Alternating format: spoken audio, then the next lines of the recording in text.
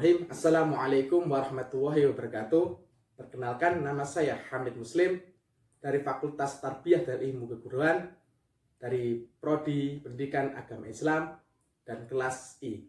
Di sini saya akan sedikit menjelaskan tentang pengertian dan fungsi manajemen dan administrasi pendidikan. Yang pertama yaitu pengertian manajemen pendidikan.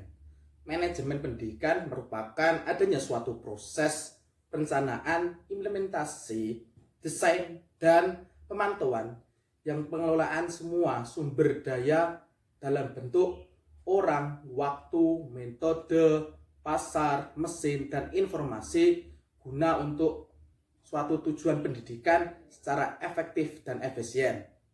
Selanjutnya, manajemen pendidikan mempunyai fungsi. Fungsinya yaitu 1. Pelaksanaan. Fungsi pelaksanaan yaitu proses relokasi sumber daya manusia untuk melakukan kegiatan guna mencapai tujuan sehingga proses pendidikan berjalan sesuai efisiensi dan efektivitas. Yang kedua yaitu pengorganisasian. Suatu pengumpulan modal, sumber daya, dan peralatan secara efektif diperlukan guna untuk mencapai suatu tujuan pembelajaran. Yang ketiga yaitu perencanaan. Perencanaan ini yaitu suatu proses setelah mempersiapkan sebuah tujuan dan sasaran organisasi yang mendefinisikan bagaimana tujuan itu harus dicapai. Yang keempat yaitu pengawasan. Pengawasan ini suatu umpan balik yang diberikan dan diperbandingkan, dibuat antara hasil yang dicapai dan rencana yang disusun.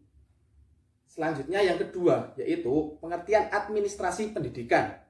Administrasi pendidikan tersebut sebuah proses kerjasama untuk mencapai tujuan pendidikan dengan melihat hubungan antara komponen pendidikan sehingga dapat memperbaiki sistem pendidikan dengan menggunakan perangkat yang mendukung kegiatan pembelajaran untuk pendidikan.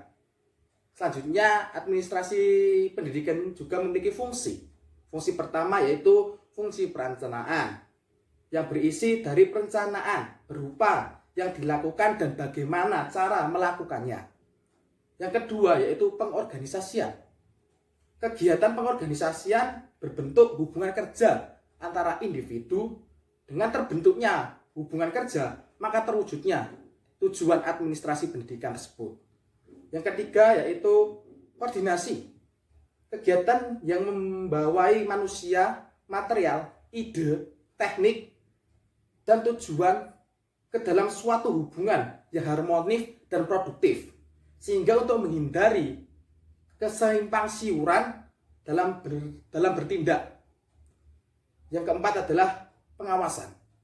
Pengawasan jalannya suatu sistem pendidikan agar dalam pendidikan dapat tercapainya suatu pendidikan yang bermutu. Yang kelima yaitu kepegawaian. Kepegawaian berfungsi mengupayakan agar yang dipilih untuk menduduki suatu jabatan tertentu adalah orang-orang yang mempunyai kemampuan dan capability sesuai dengan jabatan yang diberikan. Yang keenam yaitu penganggaran. Penganggaran biaya yang direncanakan dan direalisasikan untuk mencapai tujuan administrasi pendidikan.